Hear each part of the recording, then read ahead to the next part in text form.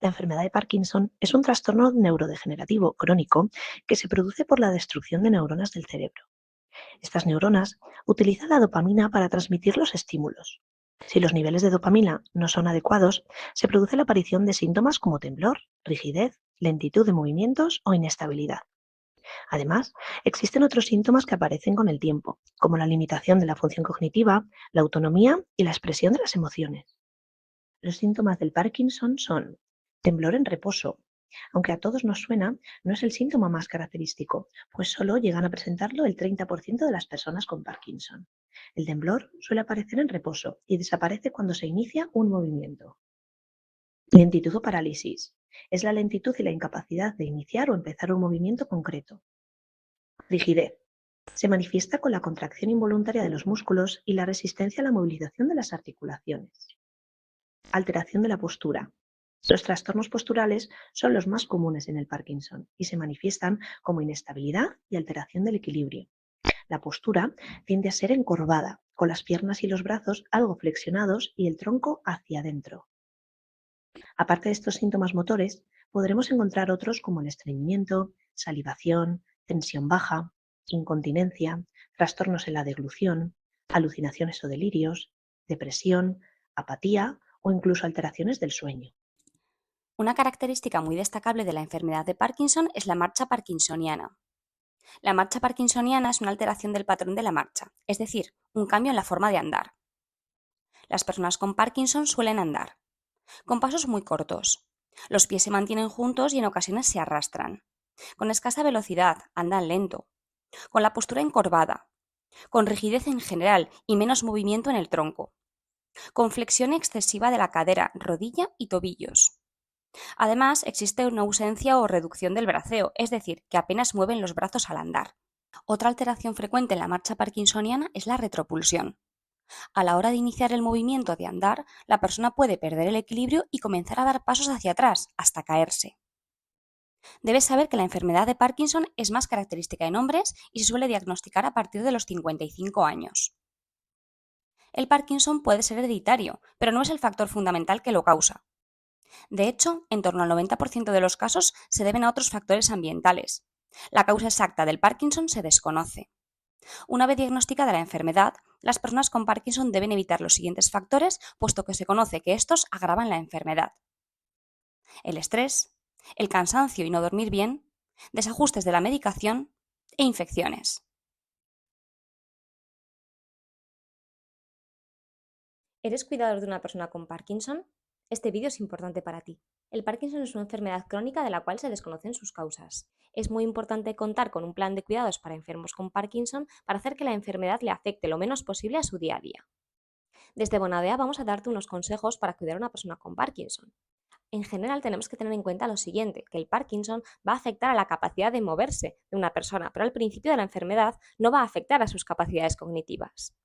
Eso sí, la persona tendrá cada vez una limitación mayor en sus movimientos, porque además el avance de la enfermedad es progresivo y cada vez va a tener mayores limitaciones en el movimiento.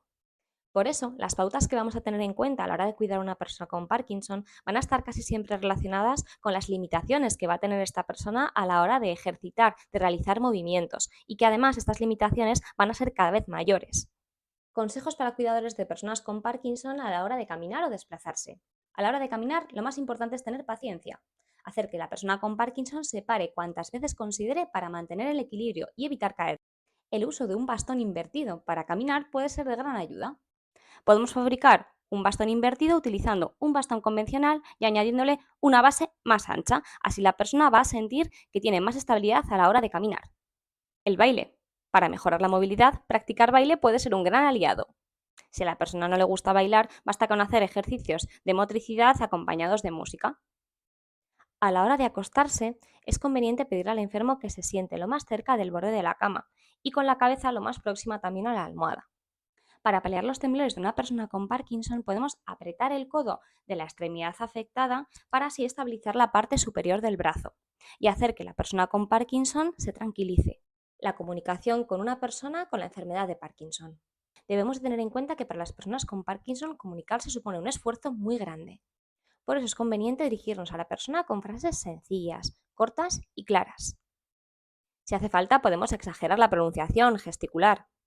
Dejar que la persona se tome el tiempo que necesite a la hora de comunicarse, dejarle que ordene sus ideas y que se exprese, y animar a la persona enferma a que intervenga en la conversación.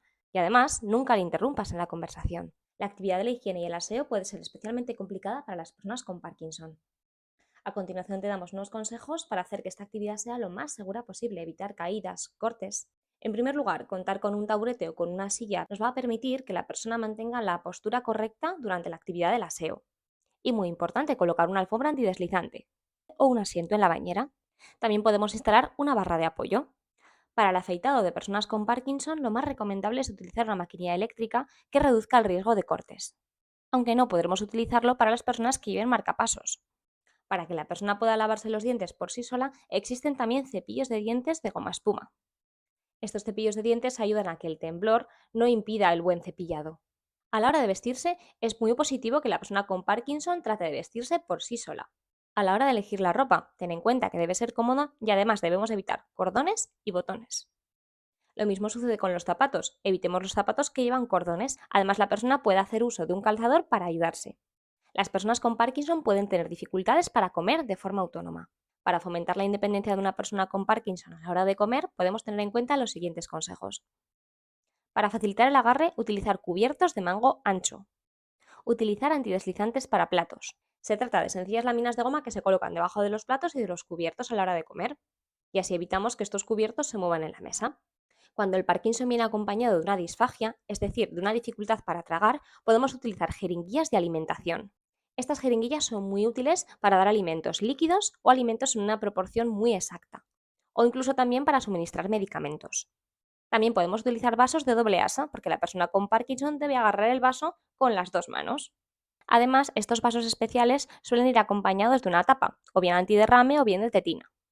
La alimentación de una persona con Parkinson debe ser variada y equilibrada, rica en fibra, en calcio y con bajas proporciones de azúcar y de grasas.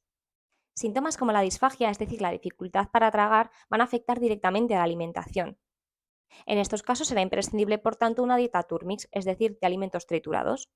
Un buen consejo a la hora de cuidar a las personas con Parkinson es aprovechar las horas de las comidas para dar la medicación, puesto que en muchas ocasiones esta medicación suele generar náuseas e incluso falta de apetito.